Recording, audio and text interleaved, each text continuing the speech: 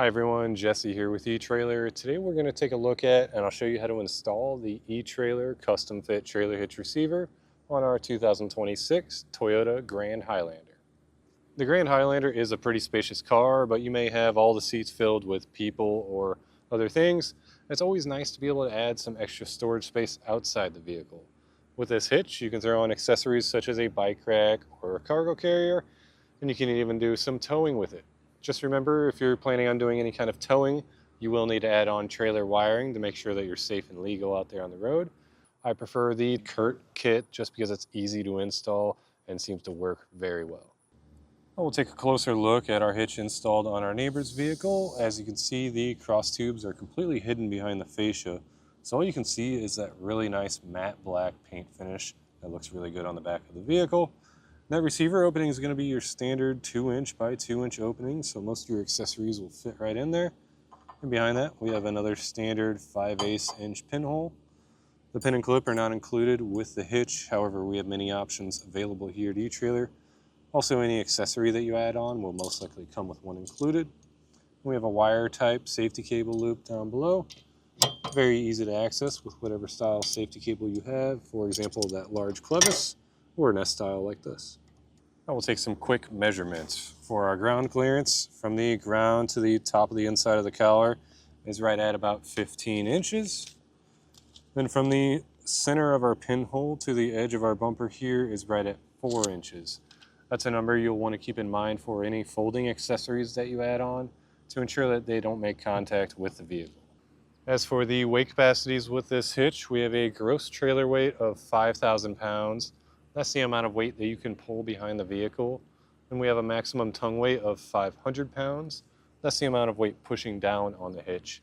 Always be sure to double check your vehicle's owner's manual to ensure that your vehicle can handle that weight safely.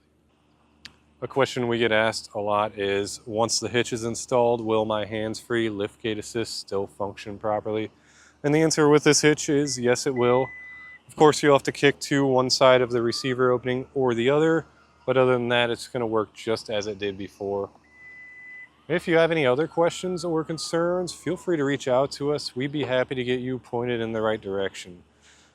As for the installation, with this hitch, it's honestly very simple. It's just a matter of getting the weight of the hitch up into place and starting some hardware.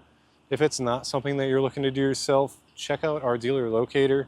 You can find someone local to you that would be happy to get you set up. If you are looking to see how this gets installed, then just follow along and I'll walk you through the process. To begin our installation, we'll want to locate the mounting holes on our frame rail that we'll be mounting our hitch with. There's going to be 2 on both sides of the vehicle, and they're going to be covered up by these plastic caps. So we'll just take a flathead screwdriver, pop that off, and there's another one back here behind our exhaust tank. Once you have those covers off, I'd recommend taking a wire brush and cleaning that out. Depending on the age of your vehicle, there can be quite a bit of corrosion built up in there. But once you do that, I like to take the hardware, thread it in and out a few times, make sure it's nice and smooth. That way we're not fighting the threads while we have the hitch above our head.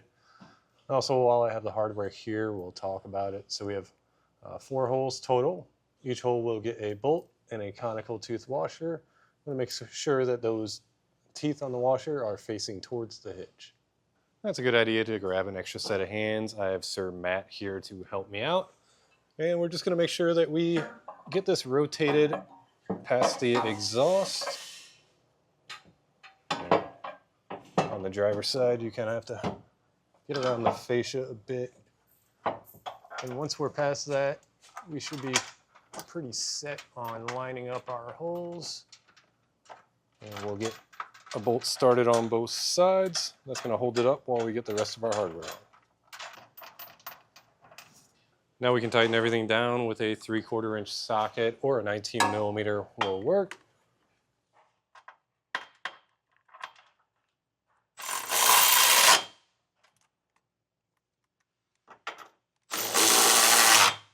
Now we'll take a torque wrench and make sure that everything's torqued down to the specification in the instructions.